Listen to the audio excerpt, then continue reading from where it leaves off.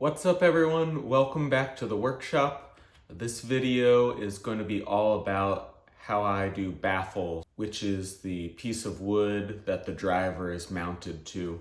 While I'll be doing this one for a specific subwoofer that I'm building, I use the same process anytime I'm mounting a driver. First, we'll mark the external diameter of the entire driver. This is not the same distance as the actual cutout will make. This is the total overall diameter of the driver. I'll mark the center point and hammer a nail in. And then I'll use a wire and a piece of tape that's set to the radius that I need. And I will strike a circle. I like to go ahead and mark out the external diameter of the driver because once you cut out the circle, it becomes really difficult to find that exact center. So I'll make this mark ahead of time. Once I have my circle, I'll line my driver up. It's kind of hard to see in this video, but I'm trying to show that I have it where I want it to be. This is typically the hardware that I use for mounting a driver, especially with a subwoofer. I try to use some beefier components. From left to right, I'm using T-nuts, hex head bolts, a lock washer, and a regular washer. For mounting a subwoofer, the T-nuts and hex head bolts are 1/4 inch thick and 20 TPI. I really recommend using a lock washer due to the extreme vibration potential of these large drivers. A lock washer is basically just a regular washer that's been cut and bent a little bit so it provides outward pressure so a bolt is less likely to vibrate loose. There are also some types of adhesive that you can use in these. It's called Loctite. I've never used it, but I do know it's out there. I've just been using these lock washers and it seems to be working just fine. I've never had anything rattle loose. And instead of trying to make a pencil mark right in the middle of each of these holes, I'm just lining up the bolts with where I want them and tapping them with a hammer to dent the wood underneath. Now that I've got my outer diameter marked and I know where I'm going to be putting all my bolts and T-nuts, I'm ready to actually do the baffle cutout. So if you've seen my previous videos, I use this simple setup of a router mounted to a piece of wood, and I'll measure from the outside edge of the router bit to a certain point on the board, and that's my external radius of the cutout I want to use. I think for these 21-inch drivers, I think the actual cutout is right around 20 inches.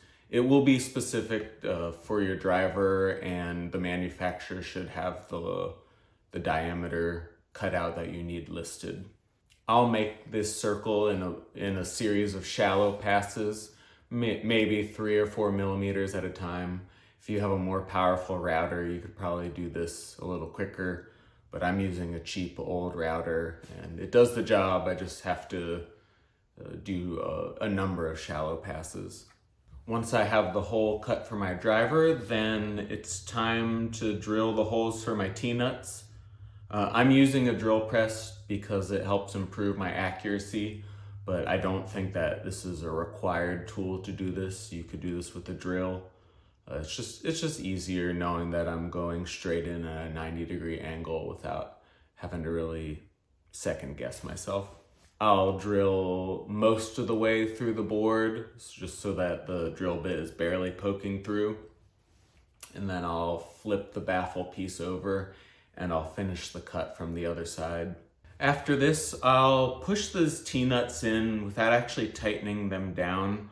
I really want to check the fitment for this.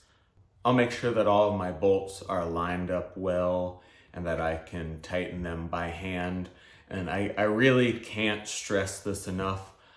I think that you need to be happy with how these bolts operate before you install this panel in a cabinet.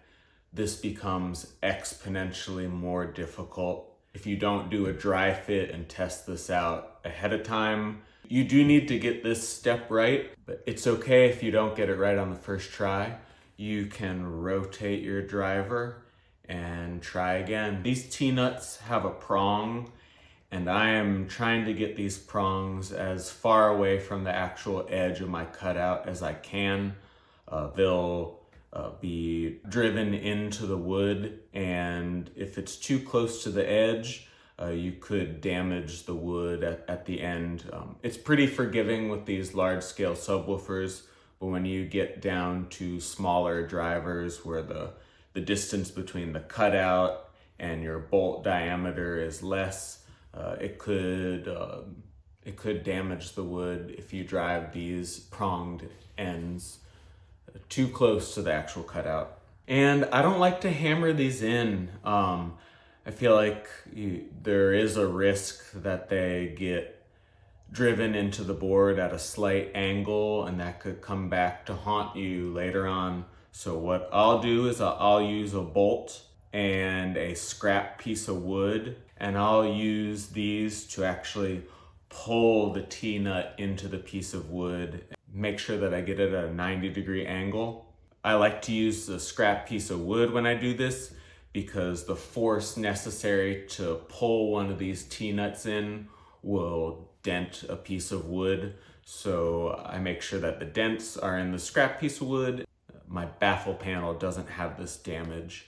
I'll repeat this process for all 8 T-nuts. And then I like to finish it with a little bit of CA glue around the edge, just to tack these T-nuts in place. Just a little bit of insurance so that when you're finally driving a bolt in, it won't accidentally push one of these out. There's the final baffle with all my mounting bolts, and it's ready to install into the cabinet. We're pretty much done with all the prep work. I'm gonna start to post videos on the actual assembly of this cabinet. It's pretty far along. I've gotten a little ahead of myself. I've been doing more woodworking than videos. I'll give you a sneak peek of how far along I am. I have video already recorded of all of this assembly work I've done, and that's gonna be the next video. We're gonna actually start to build this cabinet, so please stay tuned.